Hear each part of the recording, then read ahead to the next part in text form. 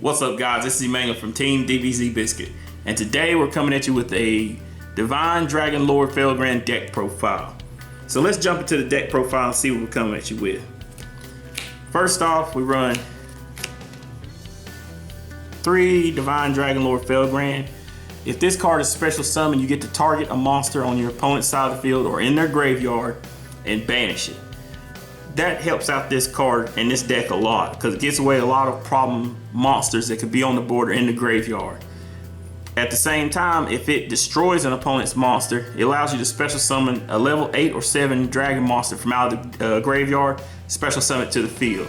So he helps out a lot with the OTK factor too. Next, we run 2 Archbrave Dragon.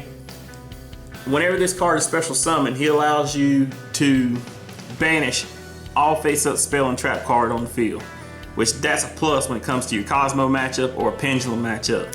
Some even Monarch matchups because you don't want that domain to be on the field. Also too, if he's sent to the graveyard, he allows you to special summon a level 8 or 7 dragon monster from the graveyard and special summon it to the field. So that's a very good effect too, keep your field protected. Next we run 3 Dragon Knight of Creation. This to me is almost a new staple in most dragon decks. To be able to unclog the hand that may be a cloggy hand can help the deck out a lot. You can pitch a card and end up special summoning a level 8 or 7 dragon monster from the graveyard by tributing this card.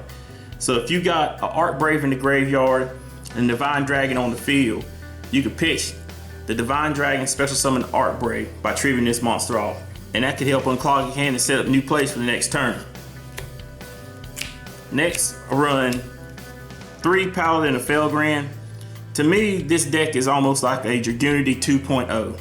And when I say that, Paladin, what he does is when he's normal summon or special summon, he allows you to get a level 7 or 8 monster from your hand or deck and equip it to him in the spell and trap card zone. And that helps the deck a lot out when it comes to searching out the cards and pieces that you need for your setup plays. Next, we run 2 Guardian of Felgrand. Guardian of Felgrand does the same thing, except he hits in the graveyard. If this card is normal summon or special summon, you can target a level 7 or 8 monster, dragon monster, from your hand or your graveyard and equip it into the spell trap card zone to this card, which that can help unclog your hands and set up for plays next turn too with Archbrave, things like that. Next, I run 2 Dragunity Armor Leviathan. This card is very good for this deck in essence of because of Archbrave. Archbrave allows you to get the loop going for this deck. If Archbrave is sent to the graveyard, you end up getting the special summon a dragon back. So if this card is sent to the graveyard while equipped to Archbrave, Archbrave's gonna go to the graveyard, this is gonna go to the graveyard. In your opponent's standby phase, Archbrave effect's gonna kick off, special summon this, equip Archbrave back to it. So you're gonna have a little loop going.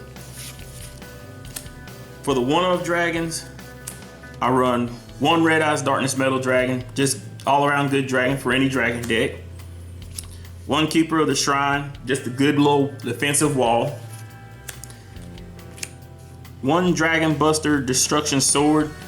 I decided to put this in because it can help out, lock out Pendulum matchups or any little extra deck setup type plays, any rank 4 spams, decks like that.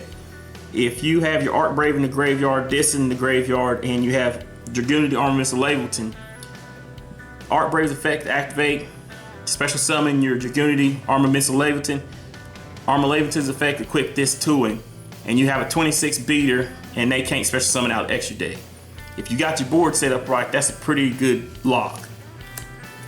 And lastly, for the monsters, I run 2 Honest because most of the deck is all light monsters. It's hard enough coming over a Felgrand that's already bumped up. And if you do somehow get over his attack, you still got an Honest as a defensive play. And that is it for the monsters.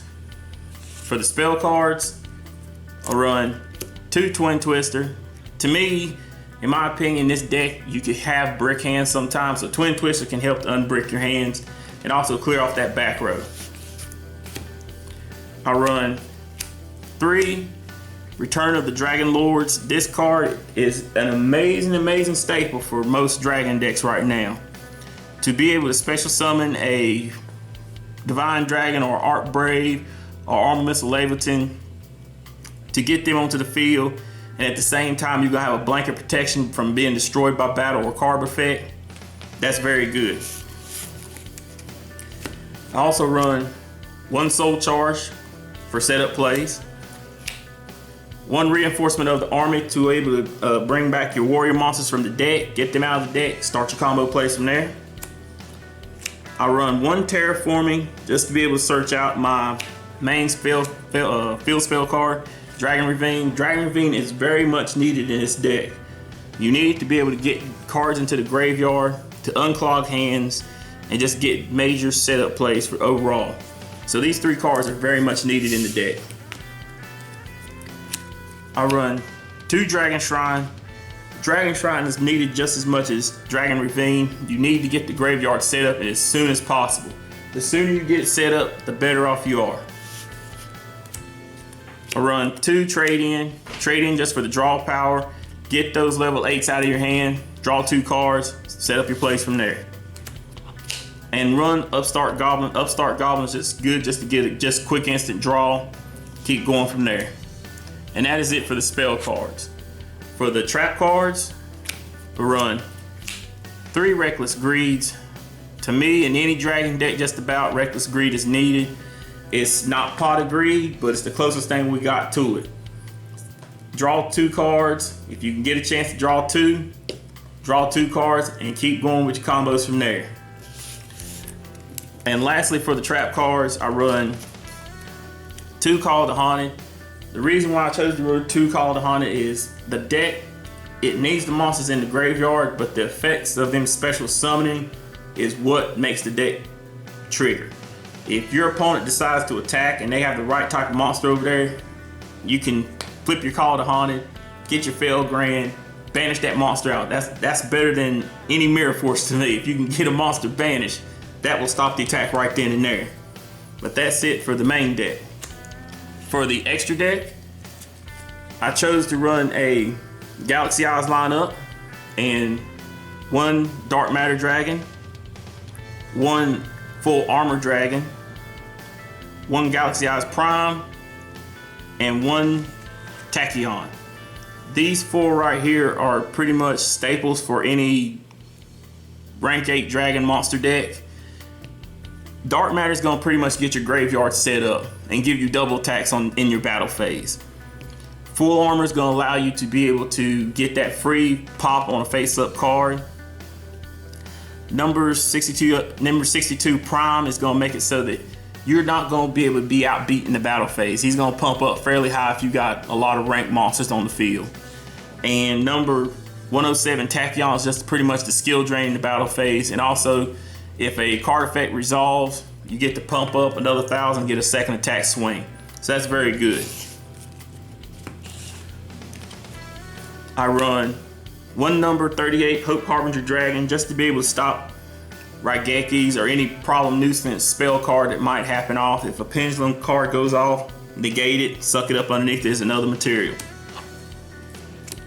Run 1 Hieratic Sun Dragon, Overlord of Henopolis, just to be able to get free targets, pops on the field, clear off back rows, clear off problem monsters that might be on the field. Run 1 Divine Dragon Knight Felgrand. It's a Felgrand deck, so you might as well throw him in there. To be able to get that just unaffected effect, that's very good. Run 1 number 23 Lancelot. This card is just very good in the essence of just being able to negate any card. That is very crucial. If an opponent has a card over there and you just don't like it, it's going to be automatic negation. So I like that a lot. Next, I run 1 Sea Castrum. The Sea Castrum. This card is a unique card in the essence of it's got a 3,000 defense, so it's usually going to go in defense. But the thing that makes the card good is that it rips a card out of your opponent's extra deck and banishes it. So that is very crucial. And when it banishes it, it takes its attack and makes it become its attack. To have this card in defense, they're gonna have to come over 3,000 defense, but you're still special summoning Felgrands and you're taking crucial materials from their plays away from them by banishing cards out of their extra deck. So they're gonna want to get this guy off the field very, very fast. He can become a problem child very quickly. I run also one Draco Sack. You got the Art Braves in here to be able to get them overlaid. It's not gonna hurt you to have them as overlay materials, because either way Art Brave goes to the graveyard, he's gonna still get his effect. So I like that a lot. Run Big Eye, just because if you got level 7s, you can go into a Big Eye. I like Snatch Steal and stuff. Snatch Steal's been gone, so guess what? Might as well use the best next thing to it. Run Red Eyes Flare Metal Dragon, just to get that little easy burn, because that burn could make up the difference between a victory and a loss. And I also run a Utopia lineup in Utopia the Lightning, Prime, and the original Utopia 39. To me, just to be able to get this, you never know when you might have a big problem monster over there and you might just need to stop everything in the battle phase. So this will make sure that you can get a good swing on your opponent and they're not going to do nothing against you. But that is it for the deck profile, guys. Leave a comment in the comment section below. Let us know what you think of the Felgrand build that we have. This is Emmanuel from Team DBZ Biscuit. We're out.